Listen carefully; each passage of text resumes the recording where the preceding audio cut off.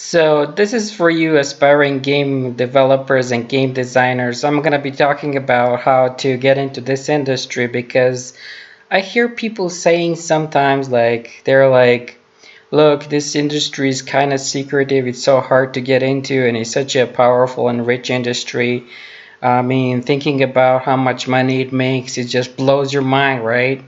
And then you're probably like, how can I get into the action? Because I want to be making games and doing it all day and make a huge money from it. So I just wanted to shed a tiny bit of light. Of course, if you have anything to add to this conversation, please use the comment section below because I'll be right there and we can talk about things, all right? So, so how to become a game developer? Well, obviously, depending on what section of the game developer you're talking about, you're probably thinking about programmers, artists, sound designers, animators, 3D modelators. You want to model 3D objects. You want to draw 2D sprites and assets. So first of all, there is a huge area where everything happens. So first of all, you all heard about hardcore gaming or triple A gaming, esports gaming, what have you. For example, we have here is Unreal Tournament, and it's obviously a multiplayer game, which is which is certainly an esports game where people compete against each other to achieve better scores and basically be the best, right? So I would say that the things in the recent years have changed from traditional triple A gaming towards to more like some kind of rolling development cycles where you actually support your games much longer than before, because before you spend like 3 years making a game and then just publishing it and that's it. You just move on to the next game and you start developing this next game and then you just publish it again, and that's how you make money from the sales of the game, and that's it. However, nowadays you basically publish a game and then you publish another part of the game, like a DLC or another hero, like in Overwatch or this other adventure that Epic Games is having right now. Was it a Paragon or something like that? Yeah, you can look it up, And right now the people are more into like just adding stuff to the game, because if you already have a active community of game players, why not just feed them more of the what they want, right? And then you make your game more popular and you change it and improve it and so on, and that's how you basically make money from selling these additional assets and tools like or weapons or whatever you want to have right in the game. And then, so if you're looking to get into this type of industry, obviously it's not going to be easy, which is definitely, it's never been easy to get into game development. When I was starting out, I was playing the PS1 about 2001, 2000, and I was playing my PS1. I was playing all these different games like Quake and these other ones.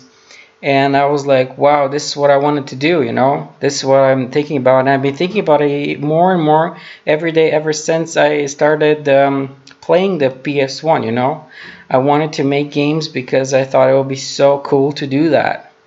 So a few years later, I thought myself some 3D modeling, texturing, I got into all that artistic stuff, As a kid, I loved to draw, so I drew some things, they were all weird and stuff. Some people saw them, some people liked them, and then I started writing. I wrote book stories like short stories, adventures, and then so basically I'm kind of a creative person already, and I'm just that's about 2004. So in 2004, I got myself my computer specifically for making games and learning about it.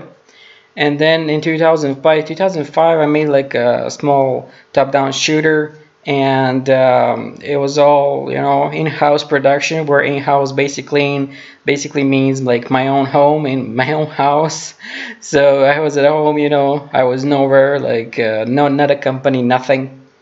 So I put this thing up online, and it gets downloaded more than 100 times in one day, you know, and stuff. It was a great moment because people started talking about it a little bit on the forums around the world, and obviously I found out my game kind of sucks.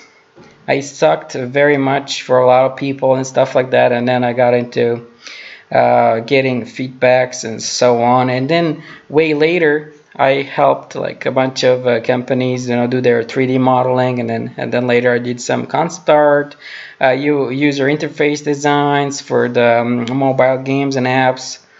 And so basically, I did touch on a lot of these activities that are having to do a lot with game development, except for programming. I did try to teach myself programming because I basically got a book that was like five, you know, these books like 10 steps to learning programming, object-oriented programming, and then like 10 steps to learning this or that, you know. And then you start reading these books, and there are like more than 700 pages, and I'm like, where are these 10 steps, you know? Right? You get lost in there, and then you lose hope in a while because it just gets too complicated, and then I got no help from anybody, you know. So I gave up on that part because for me it was always more fun and more interesting to like draw and then create visual things instead of just like writing code. So well, okay. So what I would say is that today's game development scene is very much very different than back in 2004, 2005, 2006. You know, as like a AAA developer, you know, very hard to get in there, especially if you're starting out. You have to be like a real prodigy, or you have to, so that means you will have to work very, very, very, very hard to get in there. Or basically you would probably, you know, have to become like a freelancer. And I also did some freelancing for a lot of gaming companies. It's a lot of fun, you know, and you get a lot of benefits of freelancing, like working whatever you want, how many clients you want to have. You basically have to pay yourself a salary and all that stuff. So, but you know, as a beginner developer, you would probably have a lot of better luck with interacting with these indie developers right now, because they are getting very popular these days, you know, and they are actually getting bigger. So this trend is expected to rise, and also some mobile gaming is also very present right now. It makes like 30% of all of the income in gaming, the whole gaming industry, obviously, where the PC and console gamings are also around 30% according to some sources online. And you know, it's a lot of to take in and stuff. However, you can do it. I bet anybody can get into this if they wanted to. But unless you're ready to really commit yourself to it, you know, like working, I don't know, 5 to 10 hours a day, you know, you can't expect much in a few years if you don't actually put in the work, right? So depending on like your like interest, you can either help different developers develop their games by helping with art or coding or sound design, game design, writing like design documents, you know, and then so thinking of the gameplay, and then there are many like jobs that you could be looking into in the future. So, but one thing's for certain, that gaming industry is not going anywhere by a long shot. It's there. It's here to stay. And if you start now, in like 5 or 6 years, you're gonna be somewhere. And then you have you can totally decide like where do you want to be. So that was just like a short introduction into the series of videos that we're gonna put up here on this channel. So please feel free to subscribe and to stay up to date with what's going on. And in the next video, we're going to be talking about how much developers make, so you can have some insight into that.